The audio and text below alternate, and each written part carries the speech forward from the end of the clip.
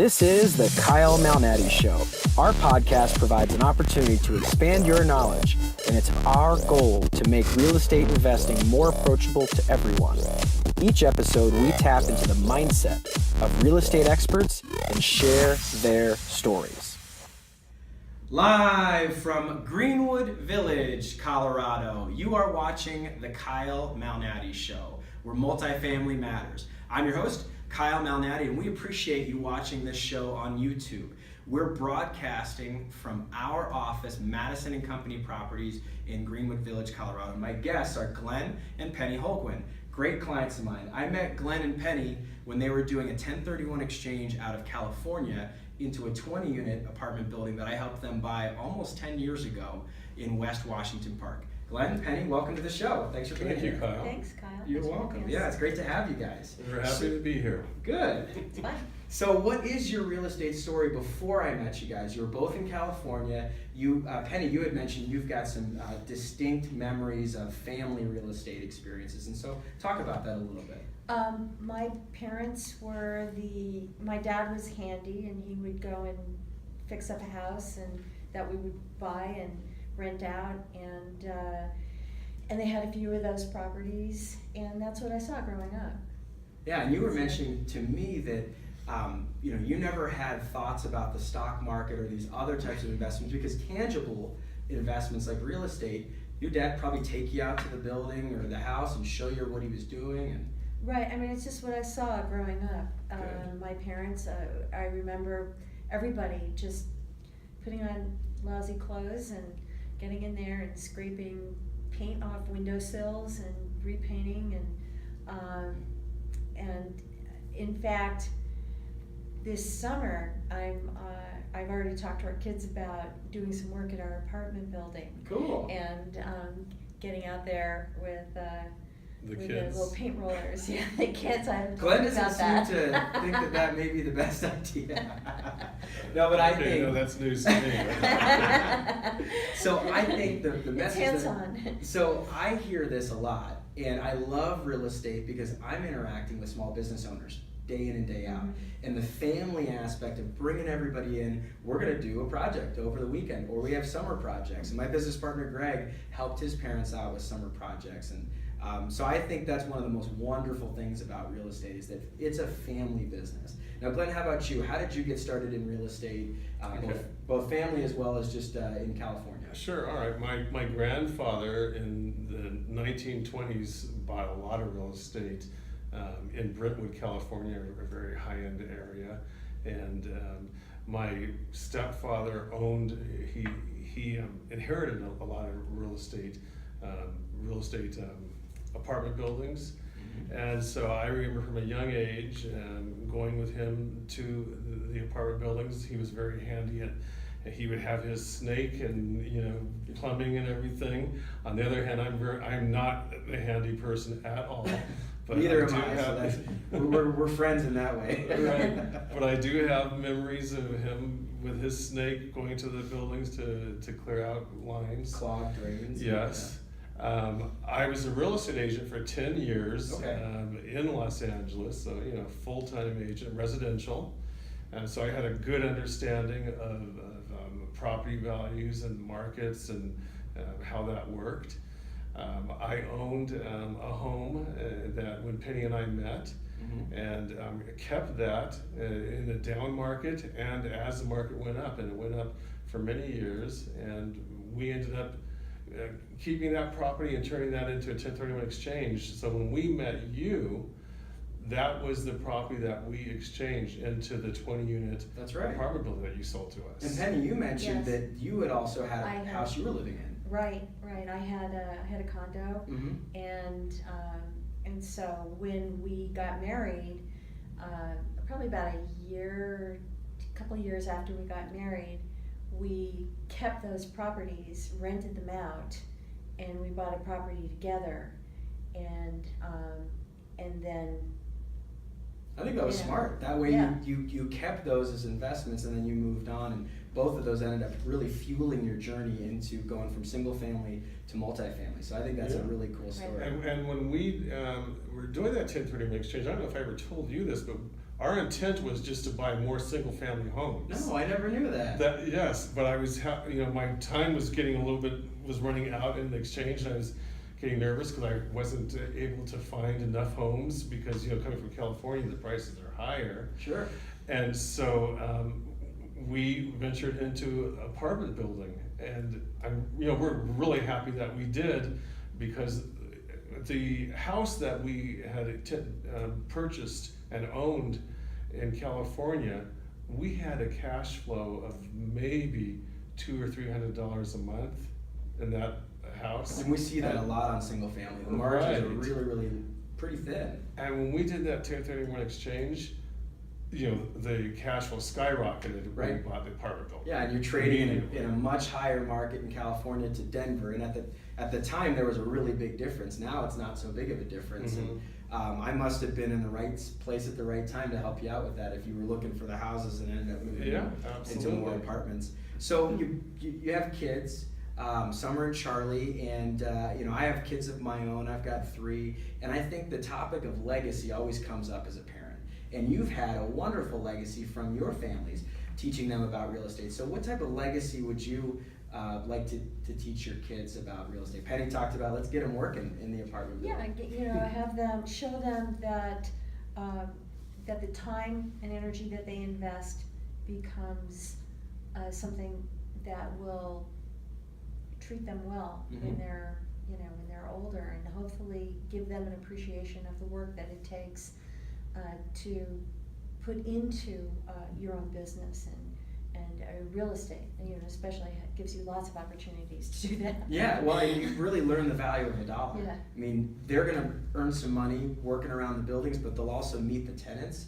Maybe not have long conversations with the tenants, but they'll see the people that are paying mom and dad their hard-earned money to live in this place, and there's a mutual respect there that good landlords have with good tenants. And I think that's important to impart on your kids, so that they don't just have all the reward of your investments, but they also see the work that's involved in it. How about you, Glenn? How do you think about legacy? Yeah, I would like my kids to learn that real estate truly is a great investment. And it's a safe investment. If you are purchasing for the long term and you're going to own the real estate for the long term, I think it's very, very difficult to not make a good profit and have good cash flow. Yeah, on that point, a good friend of mine very commonly loves to say, buy real estate and wait. It's a great investment. There's so many different advantages to real estate. And to your point, I would certainly like my kids to learn to have respect for our tenants, and to know that what we're doing is we're providing a service. We're providing a service to them to give them a home to live in. And the tenants are your clients; they're your customers. Absolutely, and so it's a very important service to provide a home for someone to live in. Absolutely, it's one of the fundamental needs.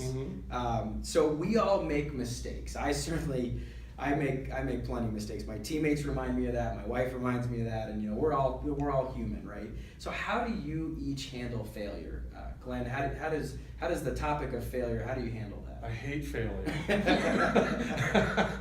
We all do. But I've certainly had my failures, and you have to learn from your failures. It's a great opportunity to get stronger, to learn what not to do the next time, and to improve your systems, to improve your business systems. You have to learn from failures. And failures, they're not really failures. They're just an opportunity to get further along and to become more successful. You just can't get stuck in the fact that something didn't work out. You have to, just have to move on. Absolutely. Being flexible is really important. And one of the big failures, and we had talked about this, is that we didn't purchase that property that you showed us. Yeah, a couple of years after you bought your 20 unit. That was a big failure.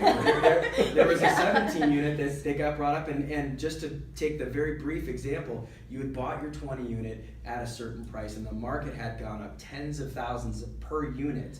So you're like, oh my goodness, are we really going to be able to make this type of investment work? And so what was your reflection on? Well, we passed on that and then watched as the market move up tens of thousands more, Yep. per unit. Yeah. We're sorry we did. We're sorry we didn't passed buy on it. that. But you can't stop at that. No, you cannot, absolutely. And I think that's a really important message for your children too. Look, you're not going to always have the answer. You're not always going to have everything figured out. But what you do control is the way that you learn. Mm-hmm. And I think that's really, really important. Is I made this Absolutely. failure. I'm not going to do that again. Or here's my course correction. Or here's how I'm going to make that slight adjustment. And you really have that ability as a person, is to learn from your mistakes. Those non-fatal errors Mm-hmm. are the ones that I think really drive us to where we need to go, where our destination is, our final spot in life. Yes.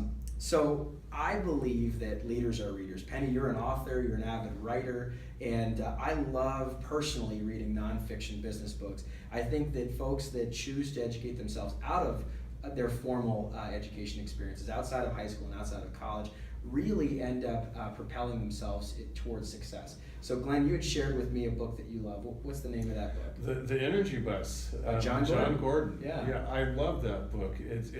That's who I am, or who I try to be, and I think I'm successful most of the time. But it's really about surrounding yourself with positive people, keeping positive energy, thinking positive thoughts. I think it's just so important that you have positive people around you, that you keep yourself in a positive frame of mind.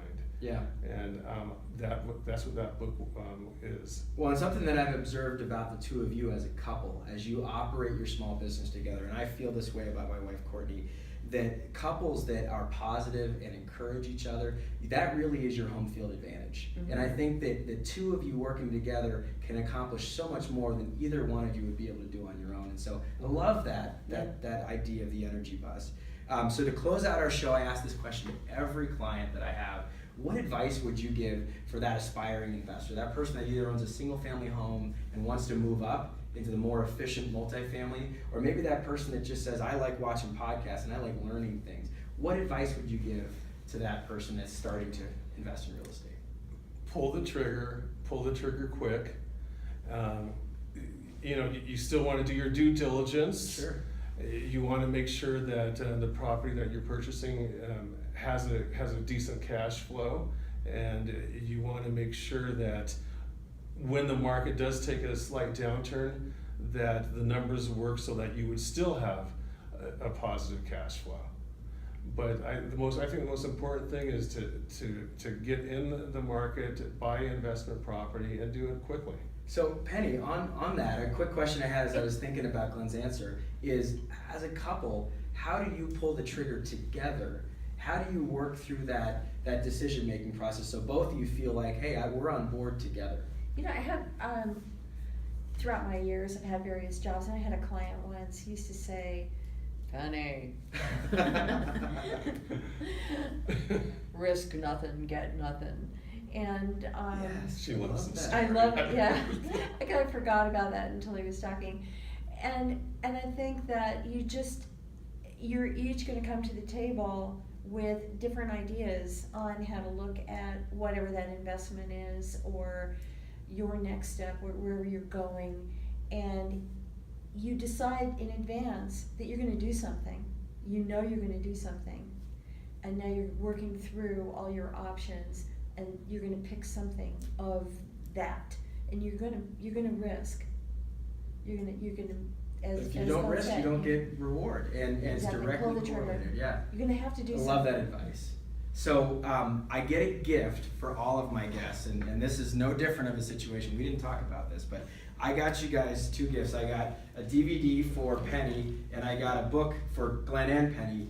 I love the Entree Leadership book. It's one of the best small business books I've ever read. Well, thank you, Kyle. You're welcome. It goes through the hiring process. It goes through, unfortunately, if you've got problem folks in your organization, how to deal with that. It goes through how to market effectively, how to run your numbers. I mean, it's phenomenal, and I think you guys will both enjoy that. And then the Retire Inspired movement, Dave Ramsey works with Chris Hogan, and Chris is all about prepping people for retirement. And I think as apartment building owners, I think that's one of the most important topics that it's important to think about. People buy apartment buildings to invest for themselves so that they can retire with dignity, retire inspired, and that's the whole message in that book. And so that's really the lesson that I want everybody to go away with, is that you buy apartment buildings to create a better future for yourselves, for your children, and for your children's children's children. Mm-hmm. And so I'd love to say thank you for being on the show. Before we close out, Glenn and Penny each picked a quote that I'd love to share. So the quote that Glenn picked is, "I can't change the direction of the wind, but I can adjust my sails to reach my destination," by Jimmy Dean. And then Penny chose, "Start by doing what's necessary, then do what's possible, and suddenly you are doing the impossible," by St. Francis of Assisi. Guys, thanks so much for being a part of the show. The watcher, the person that's digesting the show, thank you so much for being a part of the show. And as I love to say, this is the Kyle Malnati Show, where multifamily matters, and we will see you around the neighborhood.